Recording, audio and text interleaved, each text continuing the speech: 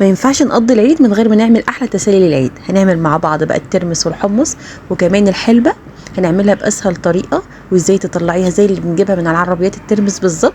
وكمان هنعمل مع بعض الفول المقلي. تابعوني لاخر الفيديو وهنشوف مع بعض هنعمل التسالي الحلوة قوي دي ازاي. كل التسالي في الفيديو ده هنعرف هنعملها ازاي وازاي تحافظي عليها في التلاجة وازاي تتبليها باسهل الخطوات.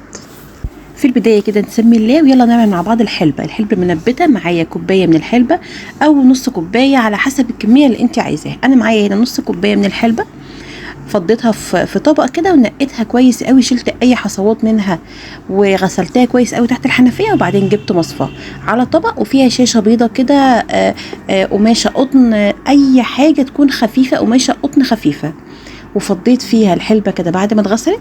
ممكن تنقعي الحلبة 10 ساعات 12 ساعة وبعد كده تعملي الخطوة دي، لكن أنا بعملها على طول وبتطلع زي العسل. غسلت الحلبة كويس قوي وحطيتها في الشاشة كده وبدأت أرشرش عليها مية، وبعد كده بحطها بقى برشرش عليها ميه 3 مرات في اليوم 4 مرات في اليوم. كل ما تدخلي مطبخك كده وهي على الرخامه ابدأي رشي عليها ميه. بعمل الموضوع ده حوالي يومين 2 ورا بعض. بفتح الشاشه واغسل الحلبه كويس جوه وبعد كده بقفل عليها. اهم حاجه تكون القماشه دي مبلوله عليها.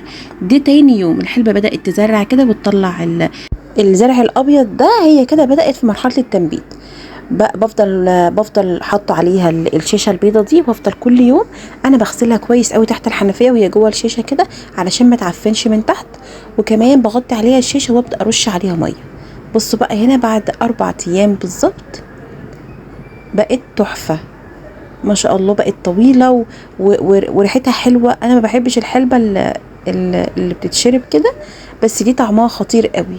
جربوها، اكيد كلنا اكلناها من على عربيات الترمس، حلوه قوي قوي وطعمها ومغذيه جدا جدا، كلكم هتحبوها بجد. وبتتحفظ بقى بنفس الطريقه كده، بسيبها في المصفى فوقيها الشاشه في التلاجة لحد ما الكميه كلها تخلص.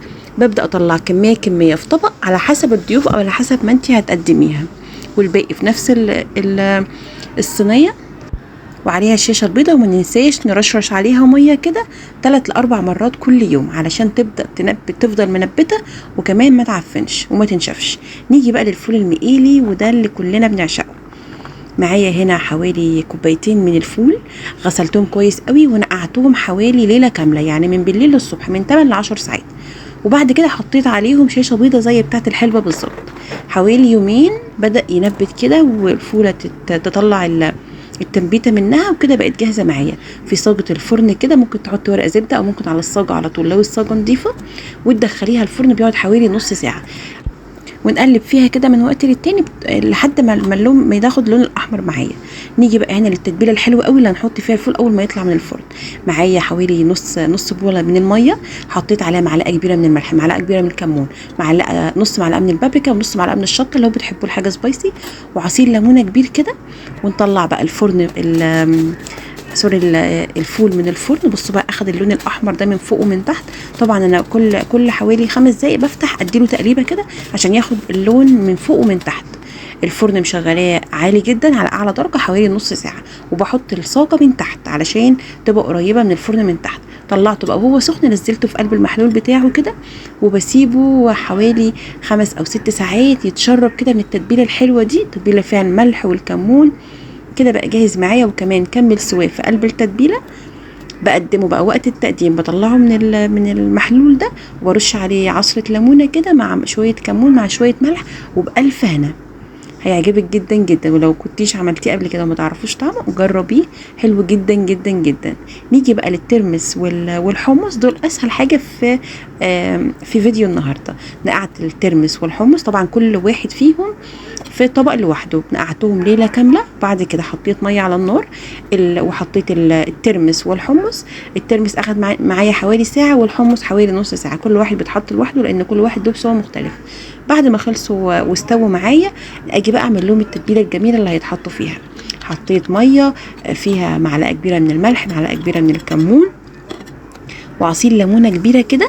وده بعمله في الترمس والحمص وقت التقديم. يعني الترمس والحمص ده هيتقدم معي، طبعا اللي بيحب الشطه يحط الشطه في الخطوه دي.